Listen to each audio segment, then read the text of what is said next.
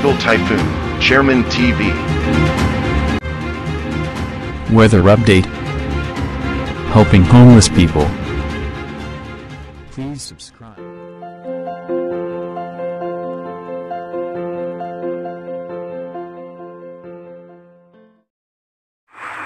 Magandang umaga po. Ito po ang latest update natin para nga po dito sa minomonitor natin na si Typhoon Marce.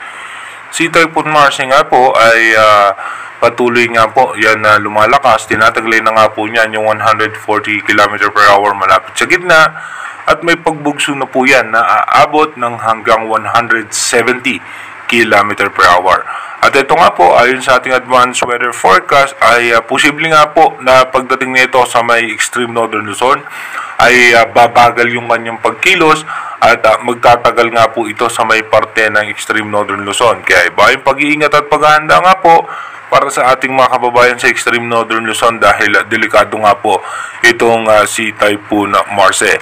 At ayon naman sa nilabas ng European Center na panibagong update ng advanced weather forecast, meron nga tayong dalawa pang posibleng sama ng panahon na imomonitor na posibleng nga po maka-apekto muli sa may parte ng Northern Luzon at yung isa naman sa parte ng Bicol Region. Sa ngayon nga po, makikita natin sa ating satellite image kung dito nga po yung cold front o yung shear line meron nga po dito sa may parte ng Japan kung mapapansin nyo po at bahagyang humina yung high pressure area. At yung makakapal na kaulapan ni Typhoon Marce ay umabot na nga po yan dito sa eastern section ng northern Luzon hanggang sa parte ng central Luzon. Asahan natin may mga chance ng mga biglang pagbuhos ng pagulan dyan sa may parte ng Isabela, Tugigaraw, Quirino. Asahan din natin dito sa may Cagayan. Hanggang dito po yan sa may parte ng Ilocos Region ay magkakaroon na nga rin po ng mga posibleng biglaang pagbuhos ng pagulan. May mga kalat-kalat din po o isolated rain shower sa parte po ng eastern section ng Bicol Region. Dito rin po sa may parte ng Batangas, meron po tayong posibleng pagkulimlim ng kaulapan. At dito naman po sa forecast track ng European Center, ito nga po ay posibleng dito dumaan sa may coastal water ng Calayan, Cagayan. Dito po mapapansin natin yung patuloy na paglakas ni Typhoon Marce at mapapansin nga natin na dito nga po ay bahagyang babagal nga po itong bagyo na ito at ito ay halos magtatagal nga po rito sa parte ng extreme northern Luzon. By November 6 hanggang November 8, possible po hanggang November 9 ay nasa parte po yan ng extreme northern Luzon.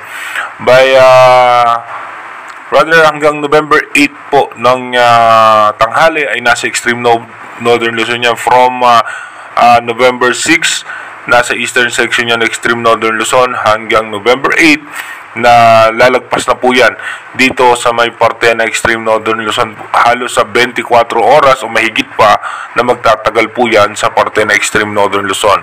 At maapektuhan din po ng kanyang extension ng kaulapan at kanyang diametro itong parte ng Ilocos Region.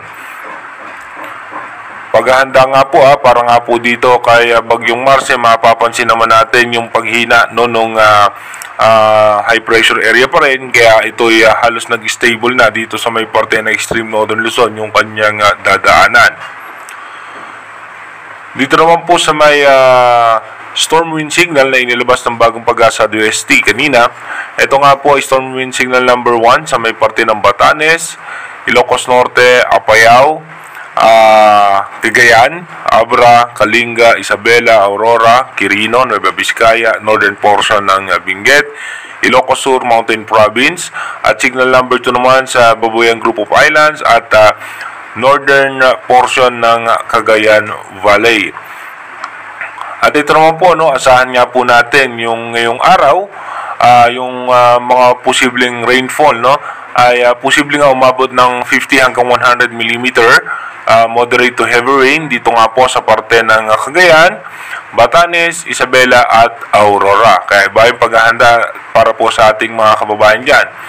At bukas naman, asahan naman po natin na posibleng umabot hanggang 200 mm sa Cagayan, sa Apayao, heavy to intense rain 100 to 200 mm sa Ilocos Norte at sa Batanes.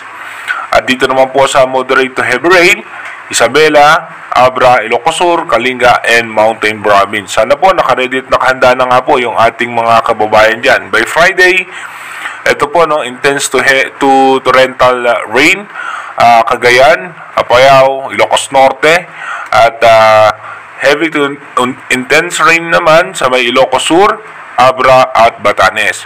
Moderate to heavy rain naman sa may Kalinga, La Union, Benguet, and Mountain Province.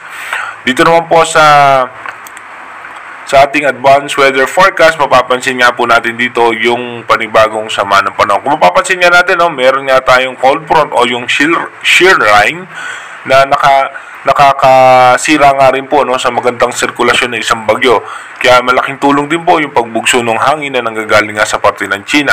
Kaya mas umangat pa ng bahagya itong si bagyong Marce. By November 8, ito nga po possible November 8 nasa western section na po yan ng hapon na.